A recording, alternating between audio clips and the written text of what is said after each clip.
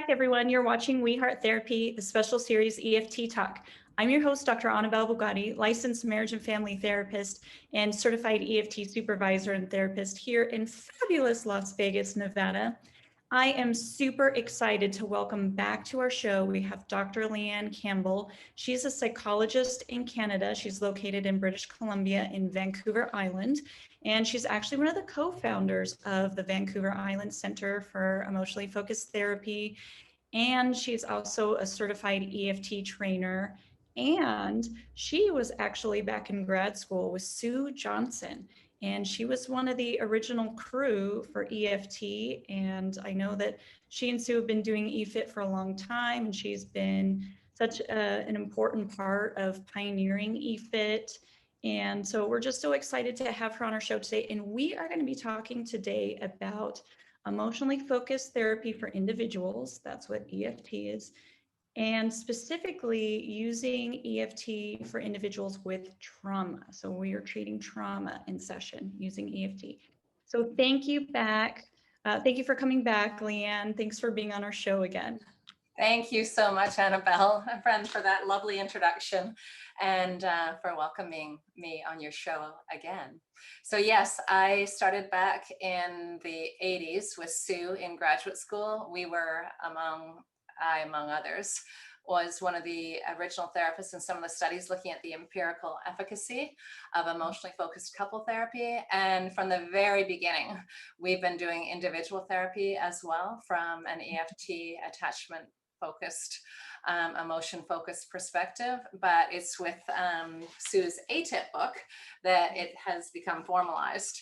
And since the introduction of that book there, we've been doing some trainings, level 1 and level 2 trainings, also some additional trainings. And yeah, it's just an exciting opportunity to be a part of the growth of EFT once again. And your work is amazing. I've seen your training videos. I've attended trainings with you. Your work is fabulous. And for those of you who are listening on the podcast version, so Leanne mentioned ATIP. That is Sue's most recent book. It is Attachment Theory and Practice, aka ATIP. And it is a fabulous book. And is it geared more towards clinicians, but could the layperson like enjoy the book? Could they read it and get something important out of it? Well, that's a great question. I actually think Sue is like the most amazing writer. And ATIP, along with her trauma book that we're working on and will be revising and incorporating more of EFIT into it in 2021. Yes, so I think that people would benefit from it. And so in the ATIP book, she covers emotionally focused therapy with individuals, couples, and families, and lots of rich case studies and clinical material that I think, yes, therapists and the public alike would benefit from that. Yes. Excellent. And if you're a clinician, you may not know that Sue has already published a book on trauma. It's called Facing the Dragon Together or something like that. Actually, I have that book. EFT with Trauma, Facing the Dragon Together. It's got a brown cover. So if you just Google Sue Johnson trauma book. And so, and Leanne, you and Sue are revising that book, and that will be coming out in 2021. Yes, yeah, and there'll be an EFIT book coming out in 2021 as well. Excellent. So lots of exciting developments. Excellent, excellent. So a lot of people don't know when they think of EFT, they think, oh, it's just couples work, couples dilemmas, but they don't know that you can actually heal trauma within the context of a couples relationship. And EFT is not just for couples, but if you can work with a couple, you can work with family members, you can work with an individual. After all, a couple includes both individuals and dyads. So couples come in many forms. And so EFT is, because EFT, emotionally focused therapy, is rooted in attachment science, and attachment directly informs how we think of trauma and how we treat trauma. And it is extraordinary I do have to say my most favorite work has been with trauma clients using EFT and EFIT, and it's amazing. And so, Leanne, I'd love for you to maybe share with folks what the difference might be between EFIT with trauma and maybe the couples dynamic. How would that be a little bit different? Sure. Okay. So maybe I'll back up from that great question just a bit and talk about, so when we think about trauma, we can think about it on a continuum and the impacts also occurring on a continuum. So in my work, I was fortunate. A big part of our training was couple therapy, but also lots and lots of work with trauma during my graduate school days with Sue and with other clinicians who were great supervisors. And since that time, my focus has been in the areas of trauma and grief and loss. So I think attachment science is such a useful frame for understanding the impacts of trauma. So for example, I also do a lot of assessments for lawyers and insurance companies, and inevitably, and there's studies that support this as well, oftentimes people might meet criteria for one or more DSM-5 diagnoses, and that's helpful information for us. But when we think about it through an attachment frame, really what we want to pay attention to are the elements of various emotional disorders. And when we delve deeper through that same attachment lens, our key focus is model of self, model of other, and affect regulation capacity, and how that's being impacted by trauma. So key in terms of trauma impacts is that, and Peter Levine and others talk about this as well, is that at the time of a traumatic event, individuals' resources go elsewhere. And especially an interpersonal event where they're alone. For example, a Can you child. kind of elaborate what you mean about their resources and where is elsewhere? Yeah, good question. So for example, with young children who grow up in homes where their needs are consistently rebuffed or inconsistently responded to, their only recourse, and especially kids who are enduring chronic childhood abuse and trauma, that they have not much choice but to numb out, shut down, dissociate. And so of course they lose aspects of their self and their development. All of their resources go to survival. It's harder for Their them. emotional resources, like their energy, really kind of gets hijacked and goes around that survival. Yes, perfect, Annabelle. Thank you. Yes, you're answering the question you asked much better than I was. That's exactly right. And also their capacity to develop the social skills that are a big part of early childhood development and adolescent development, and so on and so forth. So from an EFT perspective, what we suggest is that key to resolving trauma is allowing people to feel what was intolerable or unsafe to feel at the time of the event, and this time not alone. So in couple therapy, we can use the resource of the partner as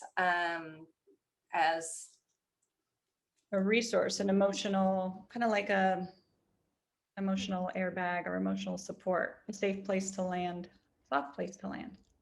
Right, exactly. So it makes sense. And, Jim Cohn and others talk about carrying the metabolic load of stress is much easier when we're in the company of a trusted other. So if we can move the couple through stage one into a more trusting relationship, move toward de-escalation, everything we know about couple therapy, then we can use that partner as a resource to begin to resolve trauma. So hold on, let me catch, because you're saying so many good things, and I'm imagining some of our listeners were like, oh, wait, what are you saying?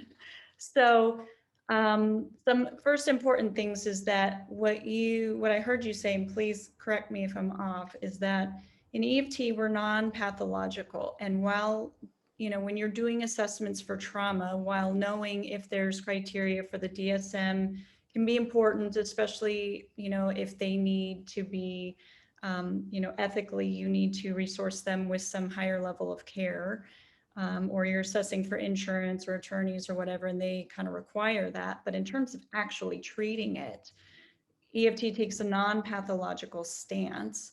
And we know from attachment science, and I think even Gabor Mate says this, who's a well-known psychiatrist in Canada as well, who works with trauma and addiction, says trauma is not just what happens to you, it's what happens inside of you as a result of what happens to you. And we know in EFT and attachment that when you endure something terrible and you're emotionally alone and isolated, no caregivers, or even if the trauma occurs by an attachment figure, right, then that's experienced as even more traumatizing. Those who have secure attachment, a secure base safe haven with a secure attachment figure, will be able to resource with that person. They'll be able to get comfort, soothing. That safe, secure attachment figure will be able to help them organize the experience, right? That what happened to them, like if maybe they were mugged or something, they're going to know this wasn't your fault. You didn't do anything wrong. I'll go with you to self-defense classes or whatever. But if you're a child or you're in it alone, you have nobody to help you make sense of that. And it's even worse when it happens through an attachment figure, which kind of violates the law, the code of humanity, right? It's like, wait, this person is supposed to be the person who loves me and keeps me safe, and they're the ones hurting me. Or something bad happened to me and I tell my attachment figure, and then my attachment figure turns on me and says, well, it was your fault. I hear this so often with when there's some kind of sexual abuse within families, and they'll tell a parent and the parents, denies it, says, nope, you're making that up, or you must have wanted it, you attracted it in some way. And so not only was the original thing really hard and painful, but now they're being turned on and betrayed by an attachment figure, which is an even bigger trauma. And that experience has just been organized for them as, this is your fault. Somehow you wanted this. And so that's even more traumatizing, and they're not getting the emotional support. And what you also mentioned, Jim Cohen, social baseline theory, a lot of neurological science out there says that we do better together. And sharing the metabolic load, what you said, is not, I can kind of hear people's radars pinging, like, what does that mean, that I'm supposed to take responsibility? No. We know that just the act of being within close proximity, being emotionally present and available as a comforter, as a supporter, helps somebody manage the load. Knowing they're not alone helps them be able to regulate that load. And because when these stressful things happen, your body releases cortisol and adrenaline, and we know emotion wants to come out. And when you get that secure attachment, you're getting oxytocin, you're getting serotonin, dopamine, all those good things. They'll start counteracting the stress hormones, and your nervous system can go back. That's what you mean by metabolic load, right? Is the nervous system. So we want to look at, in EFT, we want to look at somebody's emotional resources. What happened to them, and what was their attachment structure when this happened? Because we know, again, that if they don't have secure attachment, they're going to come to certain kinds of survival strategies that may or may not be healthy or effective. It's effective in the moment because, as Sue says, it helps them survive the night. But they get into relationships or later in adult life, and kind of failure to thrive really becomes no longer survive, So we want to look at that structure. And I guess you're saying our goal, that's another big thing, is people think, oh my gosh, if you're going over this memory, isn't that going to re-traumatize them? And we know in attachment, it's the being alone that's the nail in the coffin, right? And so it's like reprocessing that memory in a way that helps them feel not alone. But can you speak a little bit more to that idea where people are like, won't talking about it re-traumatize them? Yes. So just to, I love what you highlighted, Annabelle, that the individual who was mugged, for example, and was able to process that may not have any trauma symptoms, or very few, and the window of tolerance for working through that might be very wide and broad, whereas the individual who had no resources and chronic exposure to trauma would have a very limited window of tolerance, and that would change the way that we do things, and especially in stage 1 of therapy. So to go back to your question about re-traumatizing memories, or re-traumatizing the individual by working through memories. So part of the goal of stage 1 is to help people to get to know the way that they normally organize their emotional lives, and begin to challenge those reflexive and automatic strategies. So for example, those of you who are familiar with EFT know about the tango. So in stage 1 in couple therapy, with move 3, we use the partner, and in individual therapy, we might use a part of self or some imaginable key other, or the therapist. Yeah. Um, And using that therapist is key. I've found we may be the first, when these things happen and they have that trauma, they kind of reprogram the human code as other people aren't trustworthy. So even sharing something like this in front of you, the professional, is a really big risk for them. And so kind of processing, what is it like to share with me, to have me be understanding and offer empathy to help you know you're not alone, right? And of course, we're not looking to create dependence. We do eventually want to transfer that security to a safe other, but we may be the first in building, helping them build a template that there are safe people out there. There is a possibility of having this safety. But so you're saying in EFIT, I love what you're saying. So in couples, you know, we can resource with the partner, we're doing the tango. And in stage 1 with individuals, we're looking at the way they process and organize emotions. So their own cycle. So can you explain how we would kind of map their own cycle around trauma or in general? right. Maybe we could do that in the context of a case, Annabelle. Would that be useful? Absolutely. Yeah, so at the outset of stage 1, whether we're working with couples or individuals, but we'll focus on individuals, we want to develop a safe haven therapeutic alliance to establish trust in the therapist, but also in the therapeutic process. And we also want to do a good assessment, and we've touched on that in terms of kind of the impacts of trauma on a continuum, and that guides us with regard to clinical decision making, such as whether other resources are needed, like a psychiatric consult for medication, or sometimes substance abuse treatment. And we also, we've developed a care model, which is a whole other big topic, but we want to look at the individual within their context, hence the C in care. We pay attention to the context, we pay attention to attachment, both historically. So what did childhood look like? What did adolescence look like? We also want to pay attention to whether there are any resources currently, because that also guides us with regard to how we pace the therapeutic process.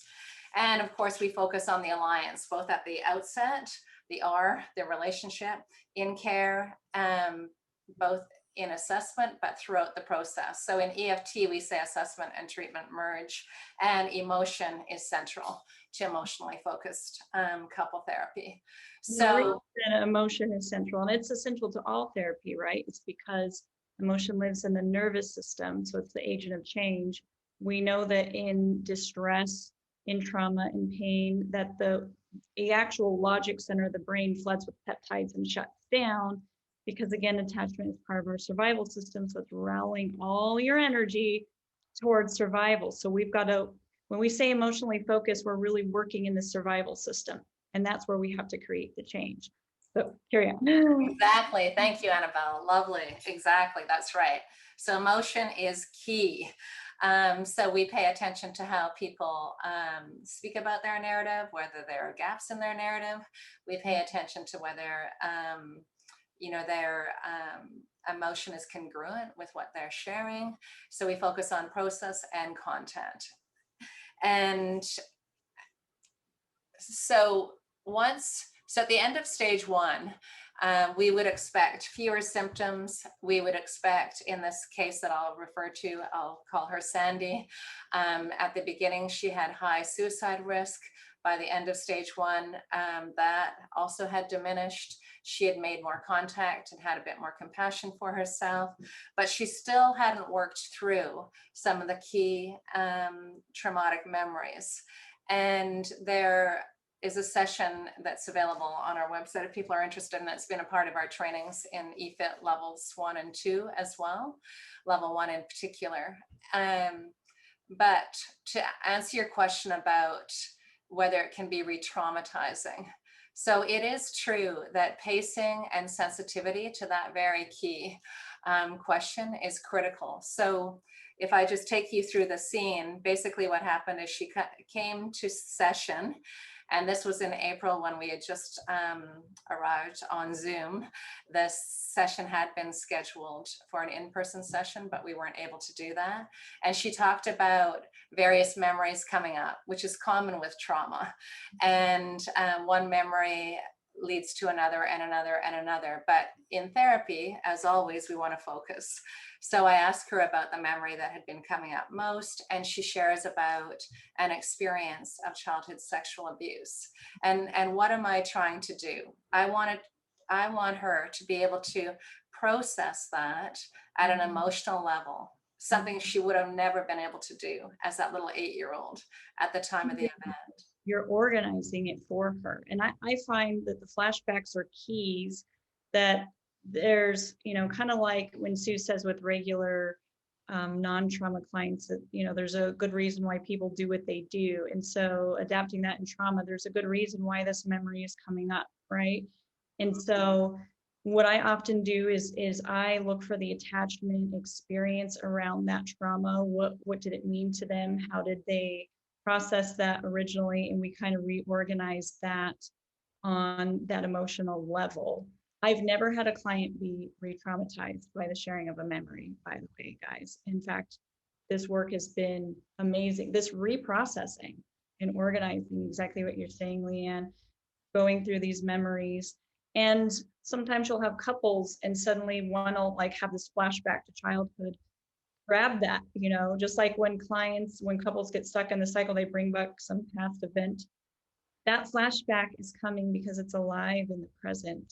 And so we can use that as a window into their attachment experience. And so I love what you're saying. So you're working with Sandy, you're organizing her experience on an emotional level. Where else are you going? Right. So in stage 2, as many of you have read or know about, if you're familiar with EFT, we want to, by the time that our clients reach stage 2, it's true for couples and for individuals, that it's much easier for them, their windows of tolerance have expanded. So it's easier for us, and it's important for us to pitch our interventions at a deeper level and take clients to a deeper level of experience. So when I work with Sandy in this scene, I'm actually in the scene. I tell her, she describes to me the situation. She tells me about the windowsill, all the things that little kids do when they're elsewhere, when their resources are elsewhere. She can remember the dust, she can remember the smell, all of that. All of her senses are there, and I tell her, I'm there too. I'll be with you. And by then, we've done some parts work. We've helped her to know that there's this older, wiser self who can be there too. So in fact, she has 2 resources in that memory. And as we enter into it, it's like flow. She is there, she's living it, she's feeling it, and then she begins to feel what she was unable to feel at the time of the event. And that's what's key, is for her to be able to do that in the presence of a trusted other, in this case, others. And I love what you're saying too. It's kind of like you're helping her to tap into the inner strength that she never knew that she had. The part of her that was able to survive, that was able to make it this far, that didn't crumble and fade away. And you're really kind of helping her to own that part. She could be part of stage 2. So knowing the model, owning disowned aspects of self, right, can be this part of you that's really strong, that really can make it, even though you've seen yourself as weak, right? So really helping them to own the inner strength that they have, which can help them feel empowered and have power over the situation, where otherwise, in terms of memory, they would feel emotionally powerless. And so that reprogramming of that memory is, now I have power over it using my internal strength. Recognizing that part of myself can be extraordinarily powerful. Yes, absolutely. And if we trust in the process, our clients will also. And that will naturally, there'll be a natural unfolding if we follow the emotional process. So that's right. That's exactly what happened. As she stayed in there, she was able to tell that younger self, that younger little girl who was in that moment, it's not your fault, it wasn't your fault.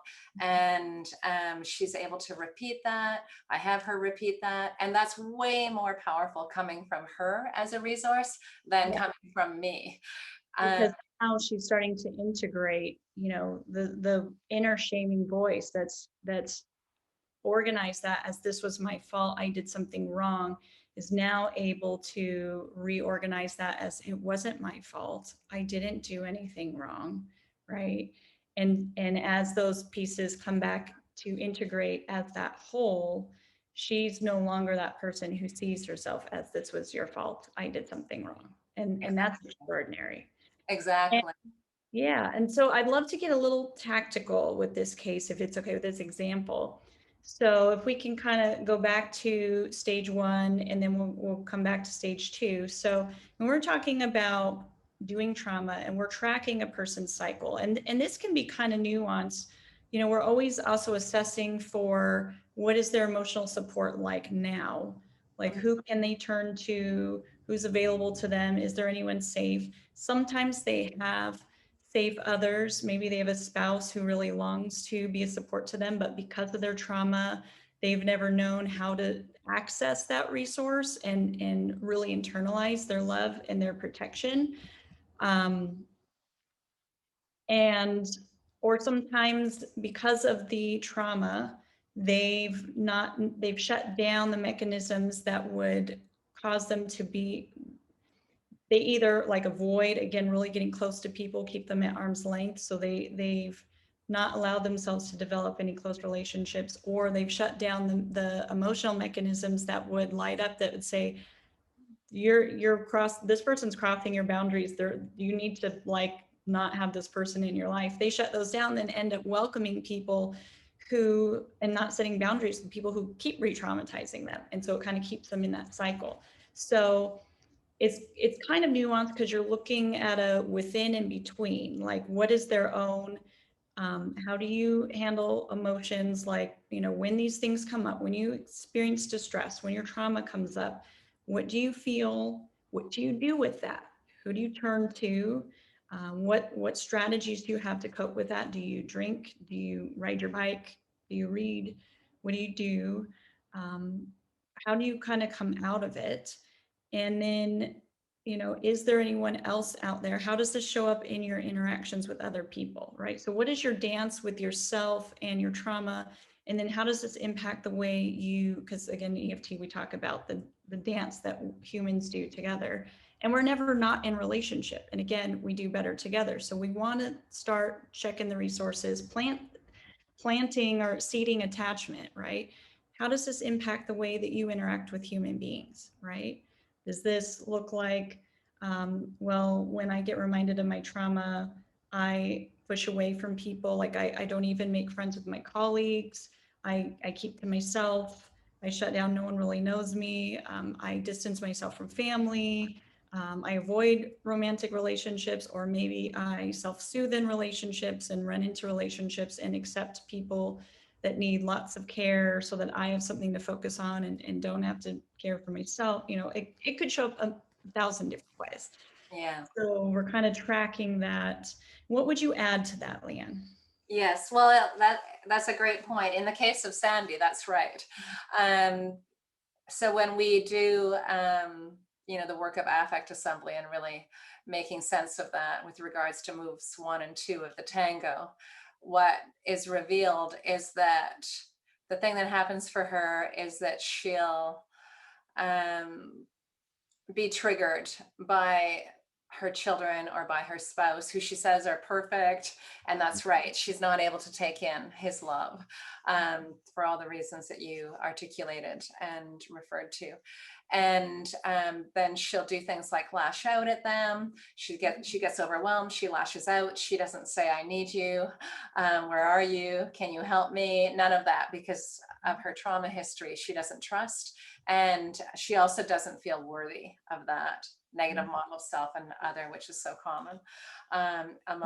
Attachment, our early attachment experiences directly impact our view of self and how we see others. AKA, as you said before, if I had a parent who was not consistently available or was abusive or neglectful, then I may learn to not trust other people. Or if I've been betrayed a lot, I may think other people have a hidden agenda, or just think they're out to get me, or just, they're not safe to get close to, right? And then your view of self is something's wrong with me. I did it. I'm bad. I'm not worthy, which is, 99.99% of the time, my clients with trauma have that negative view of self.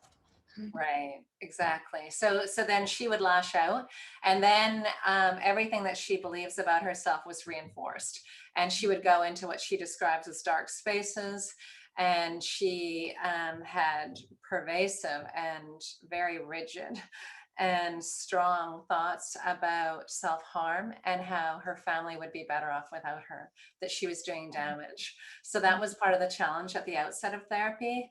And I appreciate that you went back, Annabelle, because that's right. In stage 2, we're able to resolve that shame.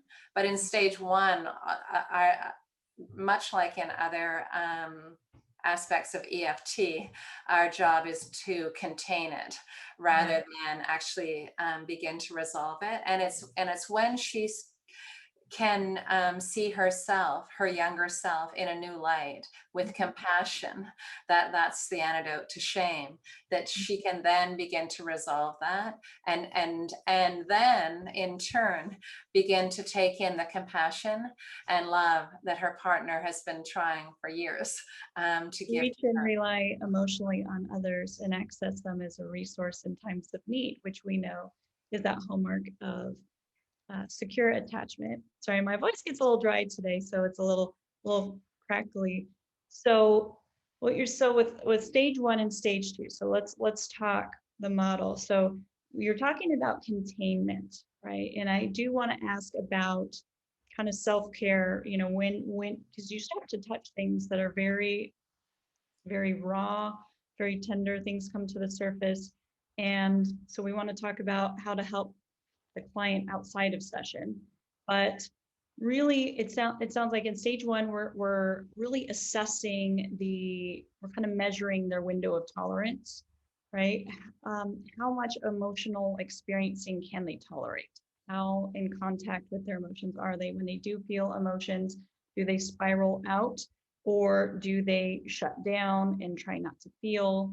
And we want to work within that window of tolerance. We are going to work on trying to expand that window, and the way we do that in EFT, I think, Leanne, and you tell me if I got this right, is if it feels like they're starting to get to the edge of that window, we may pop out of the emotion, kind of lift them back up and allow them to kind of process on a little bit more cognitive level before we kind of dip back down again, helping them regulate. So we're co-regulating with them, because we don't want to push them out of that window, which, sometimes can be hard to do. I've had clients with trauma and just checked. Where are we? Does this feel okay? And they would give me all signs like, I'm running with you. I'm running with you. We're good. We're good. We're good. And then all of a sudden it's like, they're passed out on the sidewalk. Wait, why did you stop? You just said you were with me. And so I kept going, and then that was too much. So sometimes they don't even know their own window of tolerance.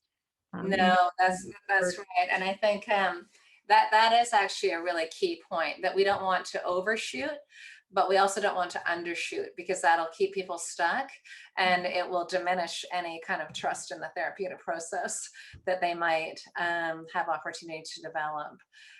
So yeah, and one of the ways that we can quote unquote titrate is in the ways that you were describing, and from an EFT perspective, to use some of the language of the interventions, by tracking and reflecting and validating, and that kind of consolidates, and then we can go a little bit further maybe, and so on and so forth. But that's right, for some clients who have had significant histories of trauma and few to no resources, little to no therapy, the stage 1 process is going to be really slow, and potentially with lots of stops and starts. People might come for a few months, do a piece of work, go away, consolidate that. And again, if we think about attachment and an experiential model, we believe in people's capacity to grow.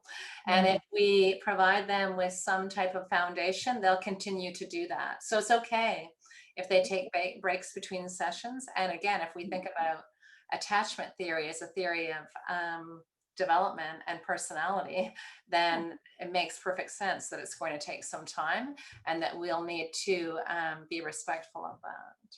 And it's the science of human behavior too. So all behavior makes sense through the attachment lens. And I love what you're saying. So in EFT, particularly, one of the ways we titrate, so you're saying the interventions in the model is we would reflect, organize, track.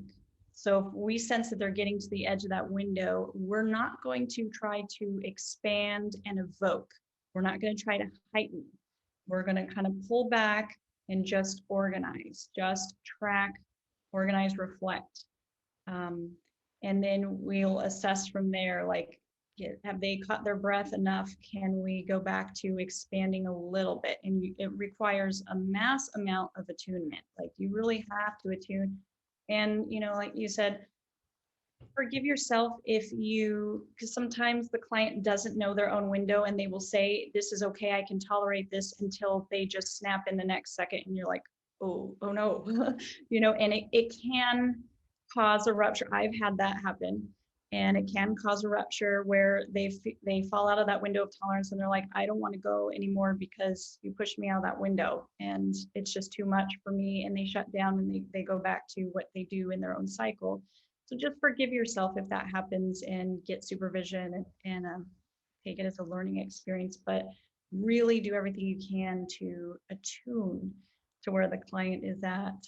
And so you can fill out a cycle sheet. I know in the couple thing, we like to do the cycle, and we could fill out a cycle sheet for that client and their trauma, right? I mean, we're still going to, what's the cue and the trigger for their trauma?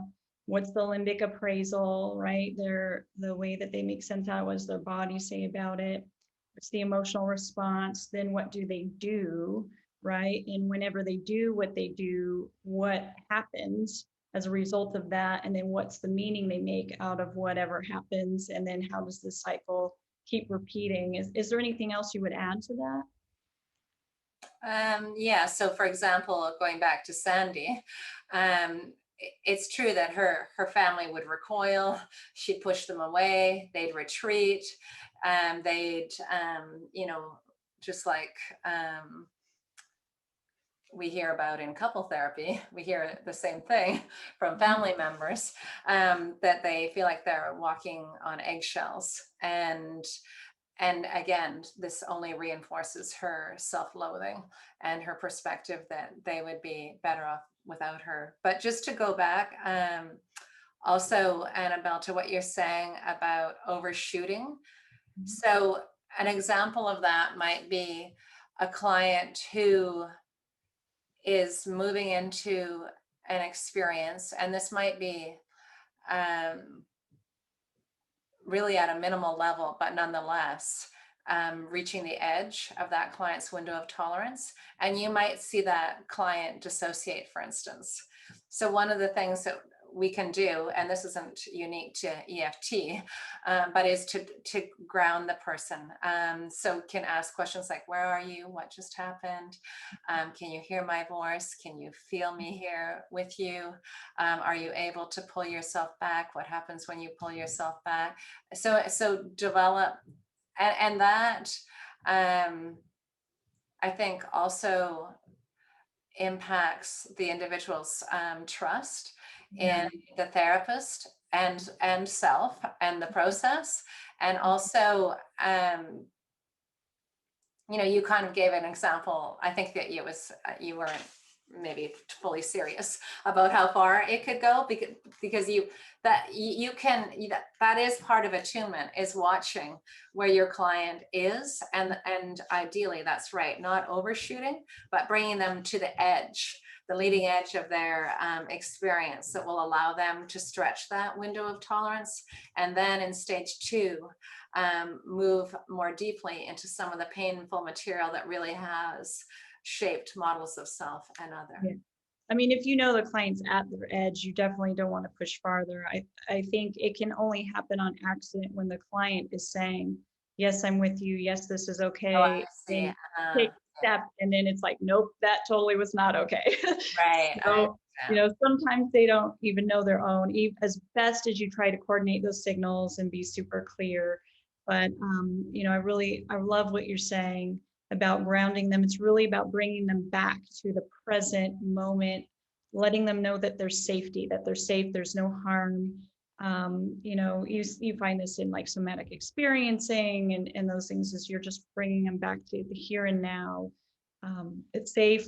Come back to me. And in some of my couples, I have them learn how to I teach them how to ground with each other. If they're trying to do some work outside of session and there's an awareness that trauma might come up, how to help each other be a resource and ground. So you're saying in stage 1, again, with de-escalation for an individual with trauma, we're really looking for how they deal with emotion. We're outlining their window of tolerance. We're trying to create the cycle. We want to help them de-escalate by helping them interrupt their own pattern, maybe. And the reason why we want to do this, I kind of say, is like we want to help them get their sea legs underneath them before we go much deeper into stage 2, where now we're not just organizing these things into how do you respond, how do you feel, what happens when emotions come alive for you. As we help them to be more emotionally present, now we're gonna explicitly work with these parts, and we're gonna go deep, and we're gonna help them own disowned aspects of self. We're reprocessing disowned aspects of self that were banished under a previous organization of shame and fault and blame, and helping them to see their inner goodness and strength and rehabilitate. And I mean, I found that EFT with trauma, and EFT, stage 2 especially, can be it's the same, but very diverse at the same time. And I know a trick that I do also is in stage 2, if they do have a secure attachment figure that's available, if that person is not able to come into couples with them, eventually I would maybe like to do some couples with them, but if not, I might assign, again, stage 2, after they have their sea legs, I might give them little bits of homework. I might set them up with an enactment to go home with, like, can you turn and tell your partner, I have trauma and it's here and I'm scared. Can you be with me? Right. And just kind of see, or, I'd like to tell you about some things that you've never known about me that impact our relationship, or, whatever, depending on the client and the situation, where we are in the work. Because I want to help them start to build that resourcing with their emotional support, and their attachment system. And if they don't have an attachment system, I'm going to look at that attachment. Again, we know that we do better together. We're more resilient. The science is very clear. We're able to fight disease better because, again, all of our body's not being eaten up by adrenaline and cortisol. So it's able to fend off disease and illness and whatever. We're more psychologically resilient. So I'm going to ask, like, we're going to work on that part that avoids getting close to people. I may ask them, can you just pick one person who feels like it would be the safest bet? And of course, I'm going to do lots of assessment around the likelihood of that safety. And I'm going to, like, baby steps. What would it be like? I had a trauma client where she had a lady that lived upstairs that they had a lot in common with. She had no friends. Kind of wanted to get to know this person, but again, kept people at arm's length. And one of the assignments was, next time you run into her in the hall, how about you say, hey, I'd like to get to know you better. I'd like to be friends. See what they say. Worked out brilliantly, right? So little bits, I want to help them expand that attachment system so that they have other resources, so that I'm not that permanent resource. And I know ethically that's what we're bound to as well. But what else would you, there's just so much that that's why there's multiple trainings on this. But is there anything else you would add? Well, stage 2 is about restructuring a bond. So if we've learned that people aren't safe and we stay away and we protect ourselves and we're not feeling loved and accepted, so how can I feel that way in myself, and how can I start to integrate that with other humans, restructure my bond with my loved ones? So again, I think if we believe in the model and trust the process, we recognize that our clients will naturally do this on their own, but that prompts like that, or little reminders or nudges along the way might help to facilitate that further or more quickly. And then also, I think it's so key, so important to ask our clients about what's happening outside of the session. And because often it'll go unnoticed unless we ask about it, much like move 5 of the tango. It's so important to consolidate and integrate. And in stage 3, consolidation, that also is key to ask. So Sandy, for example, in stage 3, we did a live session in one of the trainings, and she so beautifully spoke, and she said, oh, she gained an awareness through the questions about, if you look in the rear view mirror, what do you see? Where have you come from? Those types of questions. And it was there through that process that she had an insight that she hadn't previously had.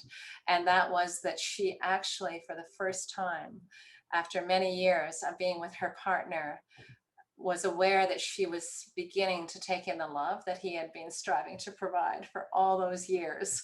And it was so touching and so moving. And initially she thought, oh, I don't know if I should share that. I haven't shared that with you. And then after we finished the session, I checked in with her about her day and what would be next. And that's right. I just gently asked her whether she might share that with him.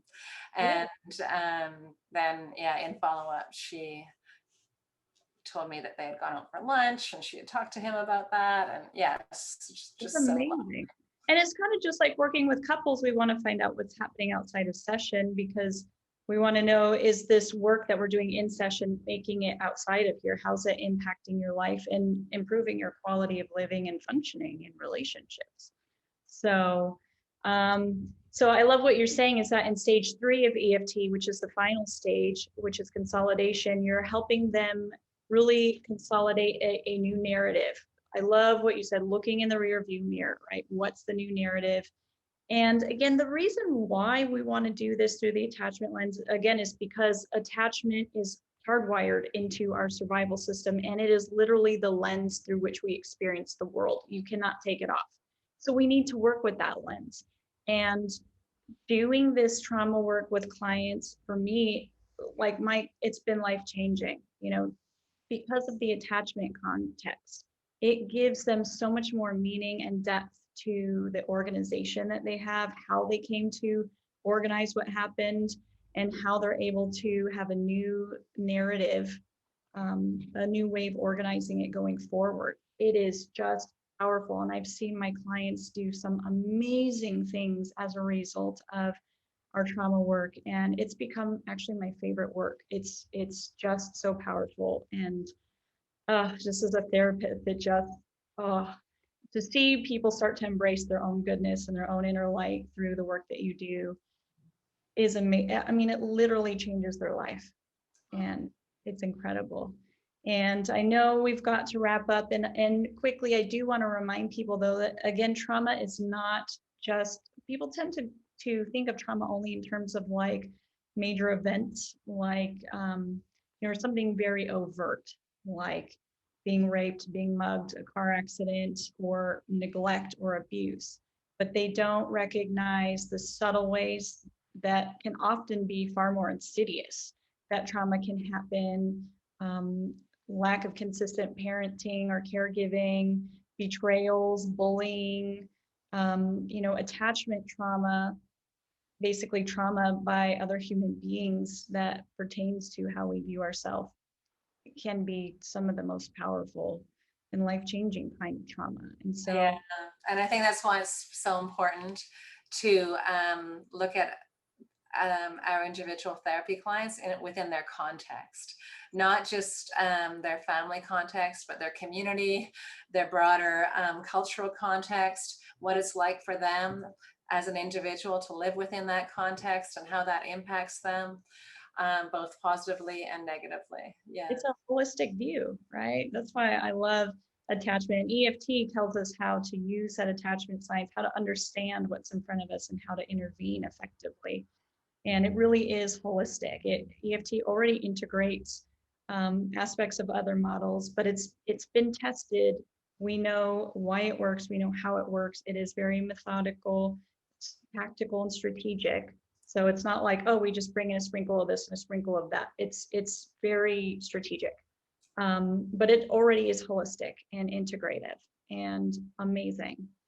And Leanne, you are just incredible. You are brilliant. You have such a brilliant mind, and you do such incredible work around trauma.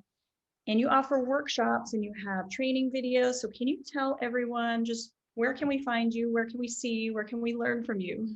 Yeah, thank you. We have some training videos that are available through ISEFT, some that I did with Sue, which was a great honor, of course, and wonderful. She's given us this incredible model. And we have some videos and programs also with Sue and on my own and with Robin Williams Blake, available through our website. EFT Vancouver Island, and some with David Fairweather as well, working with couples, also available through that website. So welcome all of you. And if you have any questions or would like any additional follow-up, more than happy to provide that. Excellent. Do you have a way that people can contact you? Like, is it on the website? Do you have an email? Yeah, it's on the website. They can go to www.eftvancouverisland.com and find us there. Perfect. So guys, if you're watching this on YouTube, I will make sure to put a link to Leanne's address and also to some of the training information on the description for the video. And Leanne, I know we're in COVID right now, but eventually we'll not be in COVID. And so if you guys are interested in having Leanne come to your therapeutic community and do a training on trauma or EFT for individuals, she's spectacular, phenomenal, just one of the best dynamic speakers I've ever attended a training with. So please look her up, contact her. I know she'd love to come to your community, so you can just get in touch with her and coordinate. And thank you just so much, Leanne, for being with us and for your wisdom. Thank you, Annabelle. My pleasure. And thank you all for joining us. Thank you guys to our viewers. More exciting EFT videos are on the way. So make sure you hit subscribe so you don't miss out. Don't forget to buy my book, Using Relentless Empathy in the Therapeutic Relationship, Connecting with Challenging and Resistant Clients for Helping Professionals. Available on Amazon or on my website, www.drbugatti.com.